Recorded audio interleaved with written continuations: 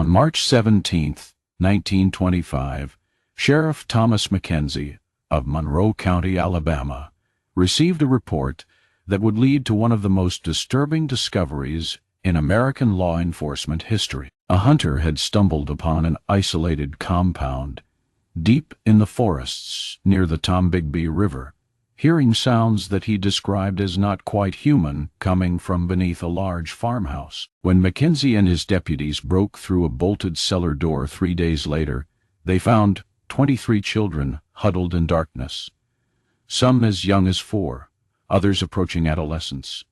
All of them bore the same distinctive features: pale blue eyes that seemed almost colorless, white blonde hair that gleamed in the lamplight, and facial features so similar they could have been carved from the same mold. The eldest, a girl of 14, told the deputies something that would haunt them forever.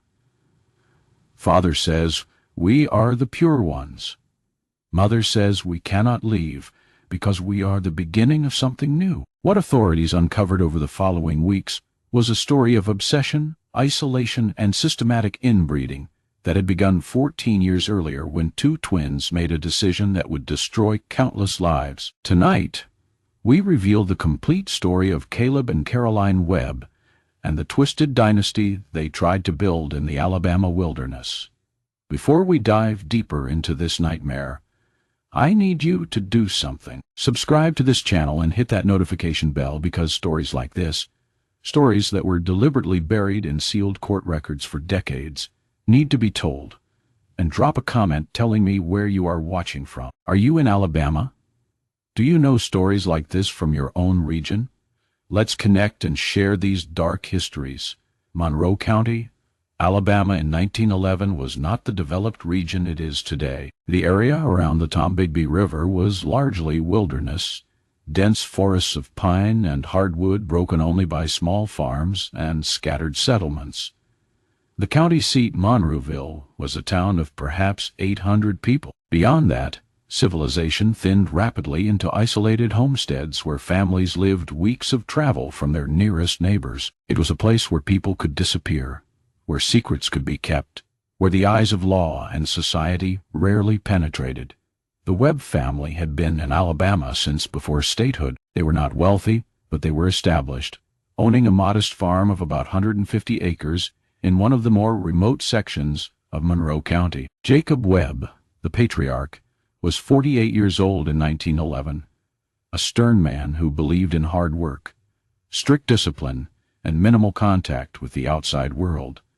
His wife, Martha, was 45, worn down by years of childbearing and farm labor. They had produced 7 children, but only 4 survived past infancy. A common tragedy in rural Alabama, where medical care was scarce and childhood diseases were often fatal. The twins, Caleb and Caroline, were born in 1893, the youngest of the Webb children. From the moment of their birth, they were unusually close.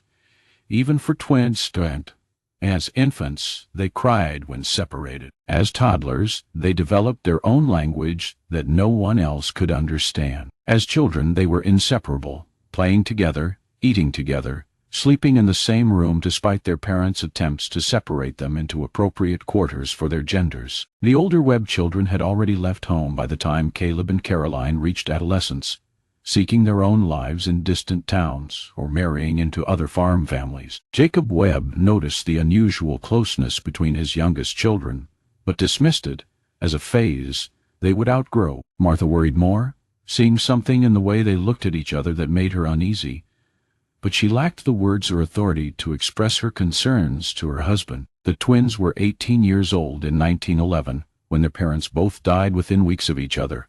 Jacob from a farming accident that crushed his chest beneath a falling tree, Martha from pneumonia that took her quickly in the damp spring weather. Suddenly, Caleb and Caroline were alone on the farm, with no siblings nearby, no close neighbors within miles, and no oversight from anyone who might question what they did with their inherited property and their isolated lives. They held a simple burial for their parents in the family plot behind the farmhouse, and then closed the door on the outside world.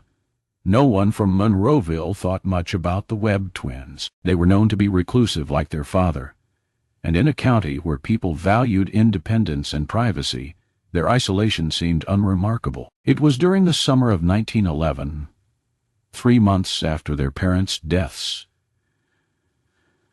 that Caleb and Caroline made the decision that would set them on their dark path. According to documents later found in the farmhouse, Caleb had been studying his grandfather's books, a collection that included agricultural guides, animal husbandry manuals, and some basic texts on heredity and bloodlines in livestock. These books discussed the importance of pure breeding, of keeping desirable traits within a line, of the benefits of careful selection in producing superior animals.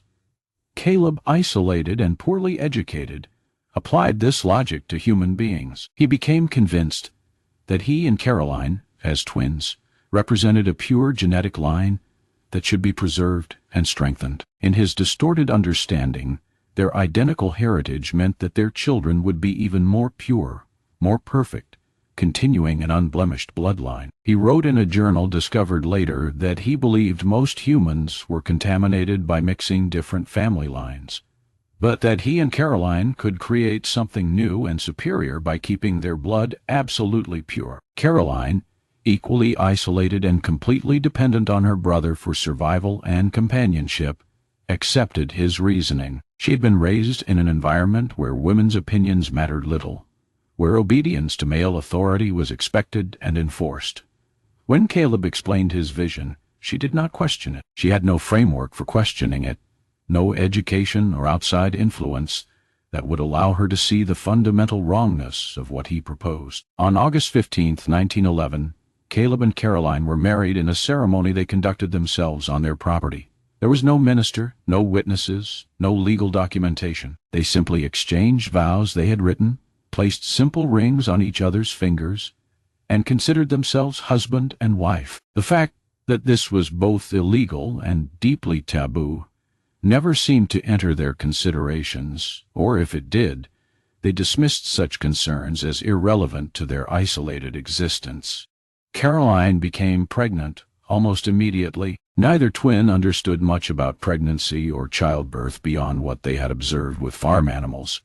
When her condition became obvious, they made no attempt to seek medical help or advice. Caroline gave birth in March 1912, alone except for Caleb, in the farmhouse bedroom where they both slept. The labor was difficult and dangerous, lasting over 20 hours. The baby, a girl, survived. Caroline barely did. They named the child Lily. She had the same pale features as her parents, the same white blonde hair, the same colorless blue eyes. Caleb was delighted, seeing this as confirmation that his theory was correct. He began making detailed notes about the child, measuring her as she grew, recording every aspect of her development. He treated Lily not as a daughter, but as the first step in his grand experiment. But Caleb understood that one child was not enough to establish a dynasty. He needed more children, and he needed them to eventually breed with each other to continue the pure bloodline he envisioned. So Caroline became pregnant again, and again, and again. Between 1912 and 1918, she gave birth to 7 children. Each pregnancy was harder than the last. Each birth took more out of her body. By 1918, when she was only 25 years old, Caroline looked decades older, her body broken by constant childbearing, without medical care or adequate nutrition. The children, growing up in complete isolation with only their parents and each other for company, developed strangely. They had no contact with other children, no school, no church, no connection to any community. Caleb taught them basic reading and writing from his grandfather's books, but their education was limited and distorted by his own limited understanding. They knew nothing of the outside world beyond their property. They believed their situation was normal, that all families lived this way. By 1919, as the children grew older, Caleb began implementing the next phase of his plan. Lily was 7 years old. Her oldest brother, whom Caleb had named Adam to symbolize a new beginning, was 6.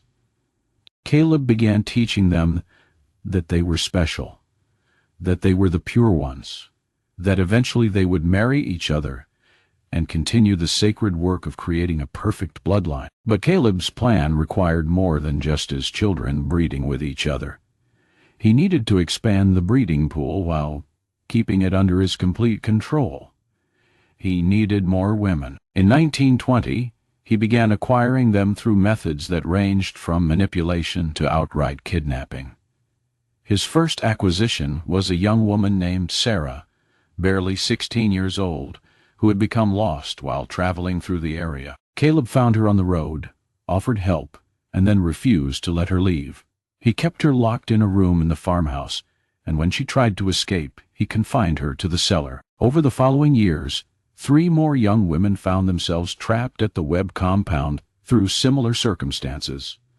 All were travelers or runaways, people whose absence would not be immediately noticed or thoroughly investigated. Caleb forced these women into his breeding program, pairing them with himself or with his older sons as they reached adolescence.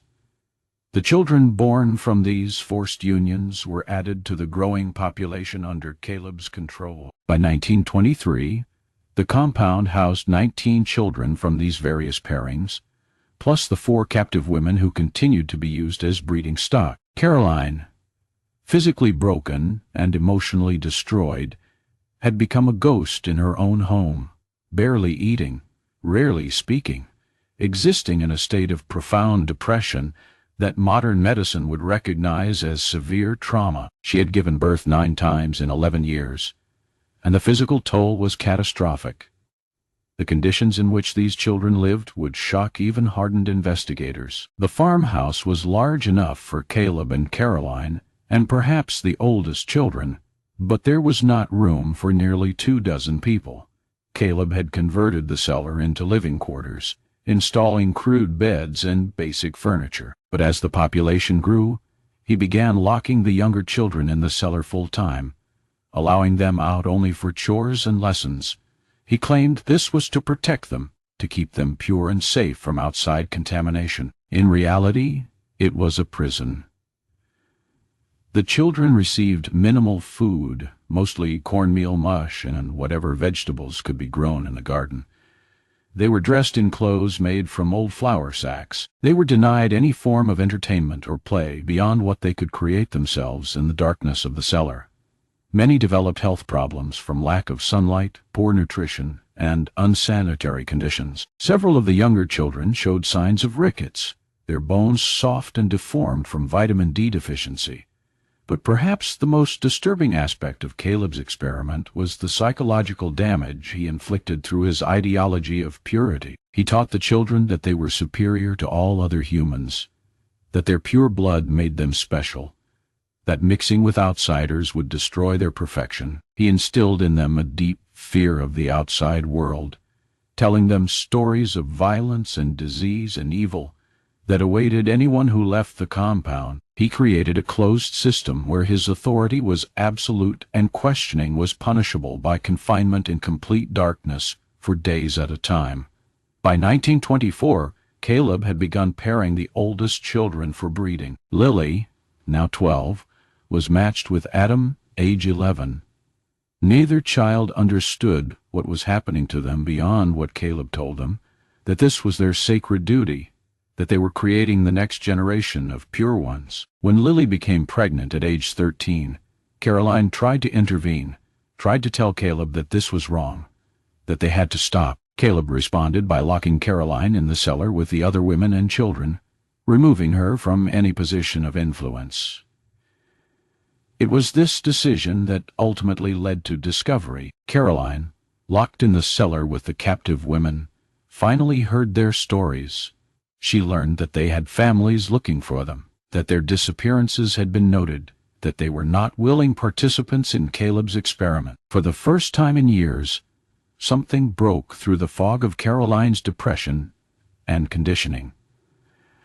She began to see what she had helped create, and the realization filled her with horror. In February 1925, Caroline made a desperate decision. During one of the rare moments when Caleb opened the cellar door to pass down food, she attacked him. She was weak from years of malnutrition and constant pregnancy, but desperation gave her strength. She clawed at his face, drawing blood, creating enough commotion that two of the older boys rushed to help their father. In the chaos, one of the captive women, Sarah, managed to slip past and run for the door. Sarah ran through the forest for hours, barely clothed, her feet bleeding, following the sun east toward where she remembered seeing signs of civilization years before. By sheer luck and determination, she reached a logging camp about 15 miles from the Webb property. The workers there, shocked by her appearance and her story, contacted the county sheriff.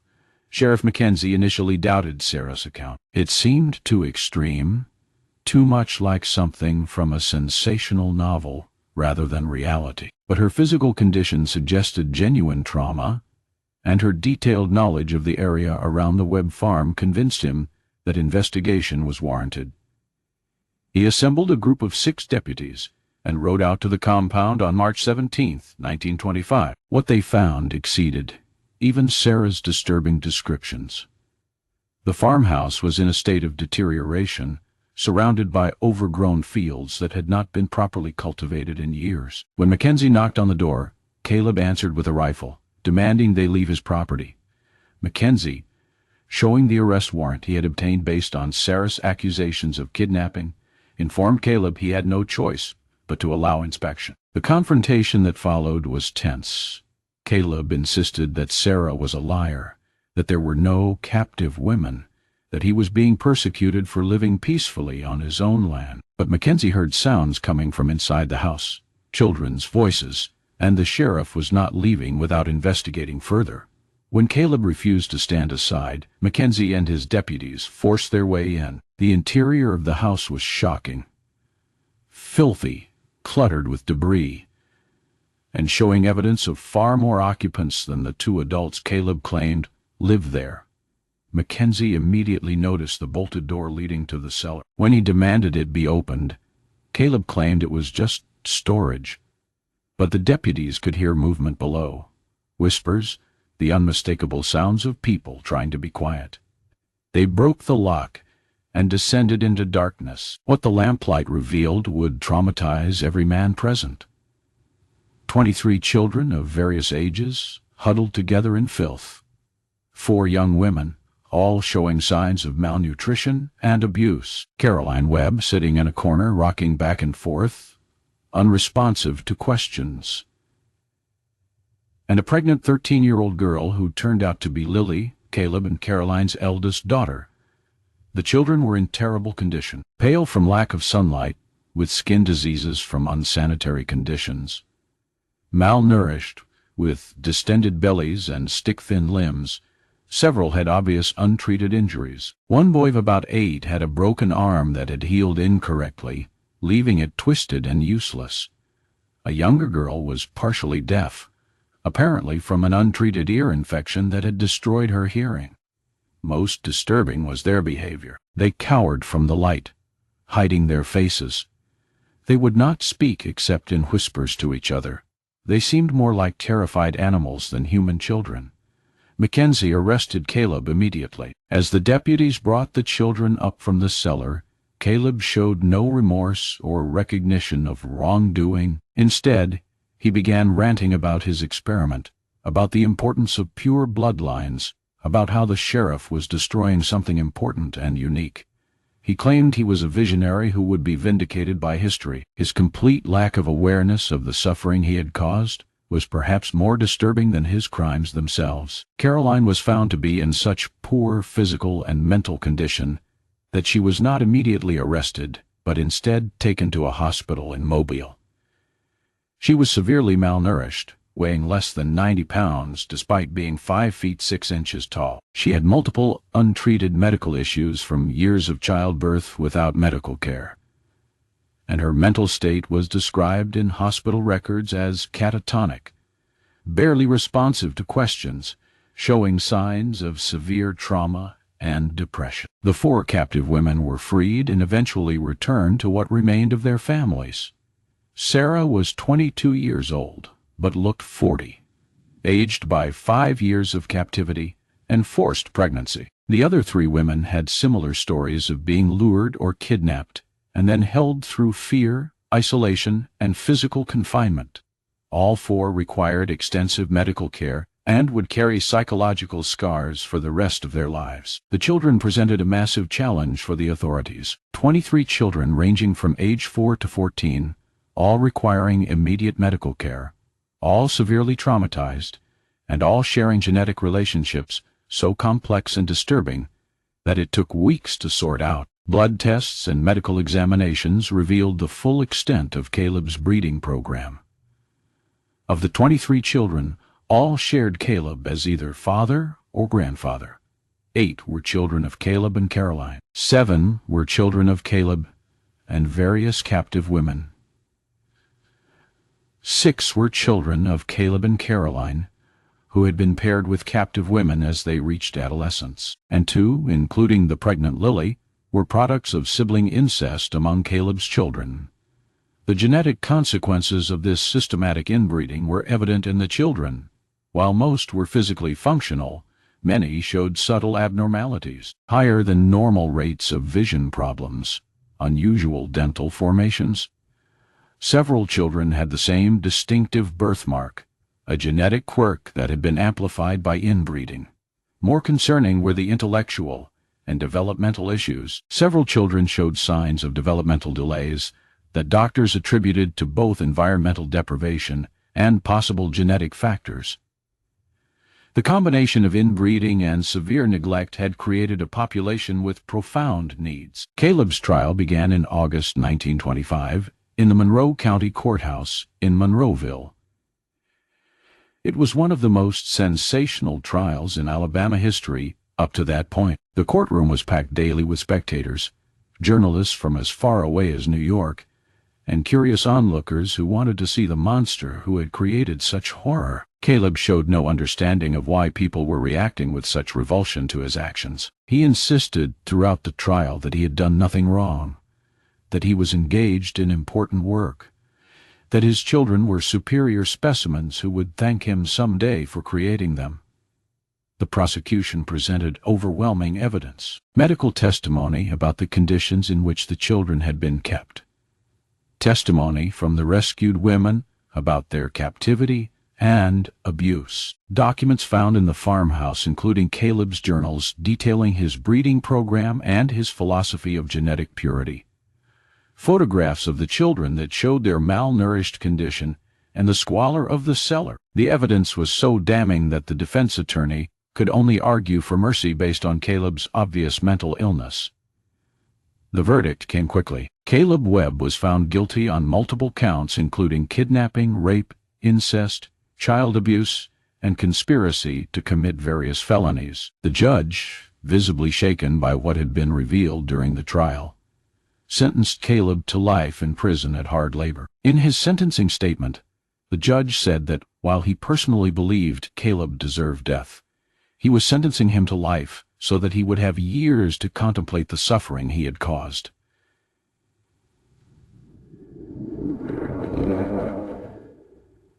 Caroline Webb was never tried. Doctors determined she was not mentally competent to stand trial, and that she had been as much a victim as a perpetrator.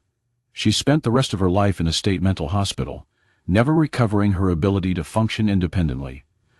She died in 1947 at age 54, having never spoken more than a few words at a time in the 22 years following her rescue. The children faced uncertain futures. Placing them in adoptive homes proved nearly impossible. Their complex genetic relationships, their severe behavioral issues, and the stigma of their origins made them undesirable to potential adoptive families. Most ended up in state institutions, orphanages, or on farms where they could work in exchange for room and board. A few of the older children attempted to build independent lives, but the trauma of their early years and their lack of social skills made integration into normal society extremely difficult. Lily, the pregnant 13-year-old found in the cellar, gave birth to a son in May 1925 while in state custody. The baby appeared healthy, but was immediately placed for adoption separately from Lily. Lily herself was placed in a group home, where she remained until age 18. She eventually married a farm worker, had 2 more children, and lived a quiet life, never speaking publicly about her childhood. She died in 1978. The Webb property was sold at auction in 1926. The farmhouse stood empty for several years because local people believed it was cursed or haunted. It was eventually torn down in 1932, and the land was divided and sold to various buyers. Today, there is no marker or indication that anything unusual ever happened there. The case prompted discussions about rural isolation, the need for better welfare checks on children, and the dangers of extreme ideologies about genetic purity. But in 1920s Alabama, these discussions led to little concrete action. Child protective services were minimal, and the authority to intervene in family situations was limited. The Webb case remained an isolated horror that people preferred to forget rather than learn from.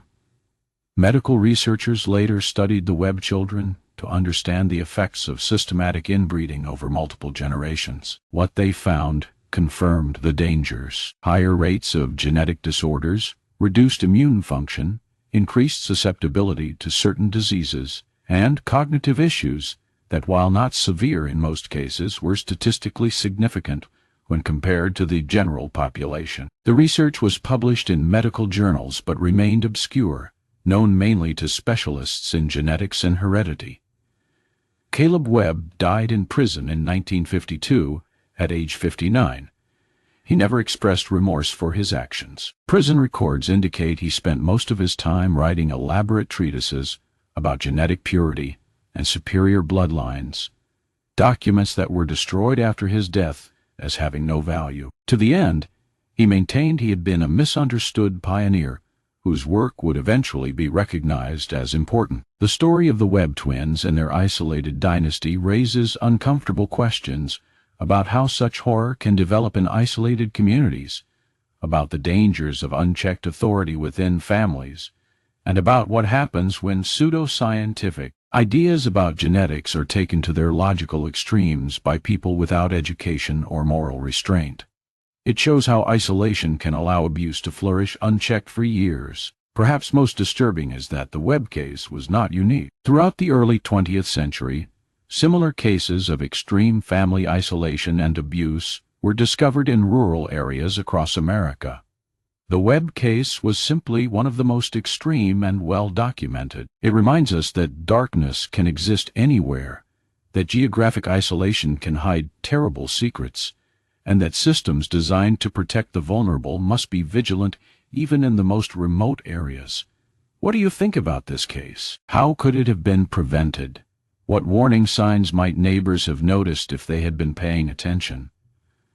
Leave your thoughts in the comments below. If this story disturbed you, share it with someone who needs to understand that the worst horrors are not always obvious, that they can hide in plain sight behind closed doors and isolated properties. Subscribe for more dark tales from American history that reveal the shadows we would prefer to forget. See you in the next video.